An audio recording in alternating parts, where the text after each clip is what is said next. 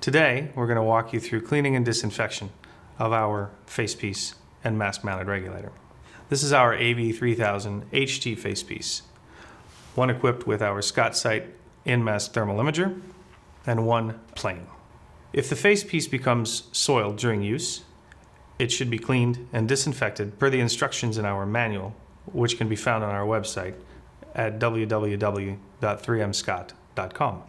If your facepiece becomes soiled during use, it obviously needs to be cleaned and disinfected. Should it come into contact with any dangerous contaminants during use, then you should follow the proper procedures for decontamination before you seek to clean.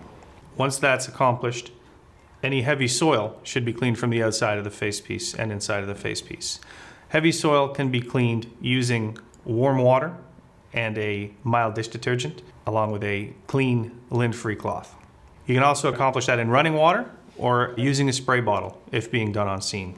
If the AV-3000 HT is equipped with the Scott Sight in-mask thermal imager, it is recommended that the internal electronic components be removed prior to cleaning and disinfection. The in-mask display component is factory sealed to prevent water ingress, but it is nonetheless recommended that it be removed prior to cleaning and disinfection. Removing the regulator first, I can proceed to removing any dirt on the outside of the facepiece. There are numerous recommended cleaning and disinfection products. We recommend Fresh Gear disinfectant from the Georgia Steel and Chemical Company for disinfection, as well as hypochlorite or iodine solutions diluted to the instructions in the manual.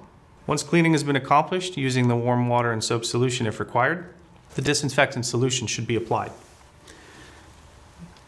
Once diluted appropriately, it should be applied liberally inside the facepiece and nose cup, as well as to the outside components.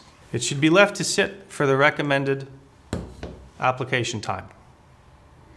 Once that time has expired, the facepiece should be rinsed in clean running water or using a spray bottle applicator as shown here. Facepiece can then be dried using a lint-free cloth or low pressure air, as defined in the manual. Once cleaned and dried and disinfected, your facepiece can be placed back into service.